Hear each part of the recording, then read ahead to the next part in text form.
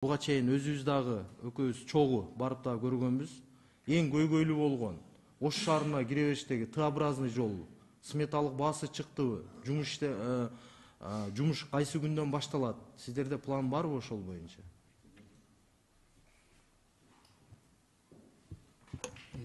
Өзүңүз билгендей, Алишер Абилаевич, межбет комиссия түзүлгөн. Ал жерде ошо жергиликтүү бийликтин өкүлдөрү менен чыгып караганда жалпы 4 километр ал жолдун курулушу. 3 километр 400 метринде эч кандай сностор жок экен, тоскоолдуктар жок. Ошо жергиликтүү бийликтин сунушу менен 3 километр 400 жолду бүтүрө берсек болот деген чечимге келдик. Калган участогун жергиликтүү бийлик канча адамдардын үйү түшөт, алар макулдугун береби же бербейби деген иштерди жүргүзүп, анан оценка кылгандан кийин өкмөткө өзүбүздүн сунушубузду беребиз. Ошол 3 километр 400-тün долбоорун айыл өкмөт жазатып бүткөрүп бизге жакында эле кат менен беришти.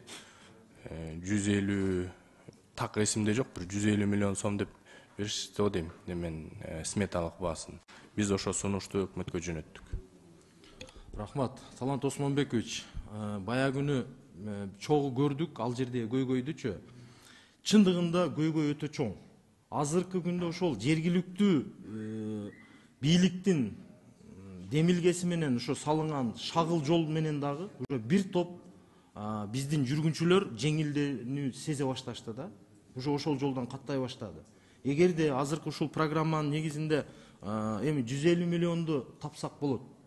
Ошого сиздерде дагы жалпы Ош областынын элдеринин бир суранычы, ошону батыраак бир планга киргизип, эми болгон 3 километр экен, Тилек Кыдырмаевич.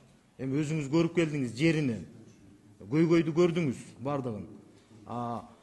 Эң көйгөй болуп аткан ошол жана 1 километрден сырткаркы пока ошо 3 километр 400-ün баштап турсак, калганы деле болмок да, баарысычы. Ошону биринчи бир кезекке коюп туруп болгон мүмкүнчүлүктү пайдаланып туруп ошону баштап берсеңиздер жакшы болот эле. Өтө чоң көйгөй. Тилек Кыдырмаевич, ошону өз көзөмөлүңүзгө алсаңыз, Акылбек Үсөнбековичтен да сурансаңыз, Минфинден да сурансаңыз, эң чоң көйгөйлөрдүн бири да булчу. Анан эми ишиңиздерге ийгилик. Дагы бир айтып кете турган нерсе, самый главный, кандай гана тендер жол менен өтөбү, башка болобу, ошол подрядчиктерди карап койсоңуздар. Кээ бир подрядчиктер бая күнү өзүңүзгө дагы жеке айттым, сиздин колуңуздагы кызматкерлердин шалакылыгын дагы айттым, ошол жерде өзүңүзгө дагы көзүңүзчө көргөзүп бердим. Ошого подрядчиктердин, кээ бир подрядчиктер бир күрөгү жок, бир техникасы жок подрядчиктерге берилди. Көпчүлүк мисалы өзүңүздүн Минтранста иштеген жетекчилердин өздөрүнүн ишканалары катышып тендерлерге, ошолор куруп атышат. Эми өзүңүздөрдө мүмкүнчүлүк бар го, канчалаган техникаларды алып атасыздар, канчалаган базаларды күчтөндүрүп атасыздар. Ошону пайдалансаңыздар мамлекетке чоң жеңилдик болмок да.